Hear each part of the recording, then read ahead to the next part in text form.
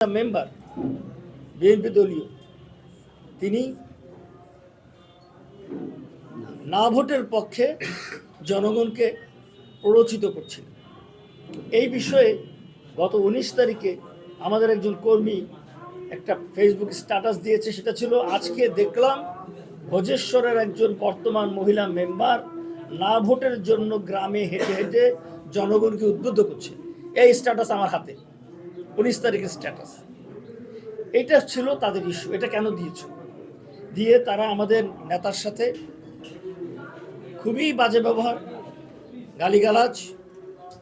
যখন এটা চলছিল তখন আমাদের সভাপতির ছোট ভাই টোটাল জিনিসটা ভিডিও করার জন্য মোবাইলটা হাতে নেয়, পশুর মতো ঝাঁপিয়ে পড়ে এই ছোট ভাইটির উপর এবং বেদমভাবে প্রহার করতে থাকে।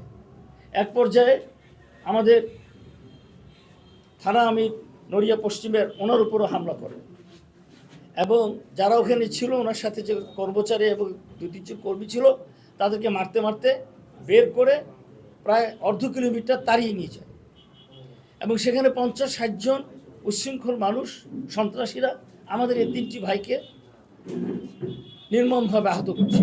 আমরা নিজেরা আইন তুলে নিতে চাই না, আমরা বিশৃঙ্খলার পক্ষে নই, কিন্তু এভাবে চলতে থাকলে দেয়ালে আমাদের পিঠ থেকে যাবে। আমি তখন আমাদের নেতা কর্মীদের কতটা সামাল দিতে পারবো সে বিষয়ে আমার যথেষ্ট সন্দিহান। সেজন্য আপনাদের মাধ্যমে আমি প্রশাসনকে জানাতে চাই যে এই অবস্থার অবসান হোক, সকলকে আইনের আওতায় আনা হোক। আমি যাদের নাম বলেছি এরা সন্ত্রাসী, এরা বিভিন্ন রাজনৈতিক দলের পোর্টফোলিওধারী, কিন্তু বেসিক্যালি এরা হলো সন্ত্রাসী। এরা মানুষের মর্যাদা বোঝে না, রাজনীতির গ্রামার বোঝে না।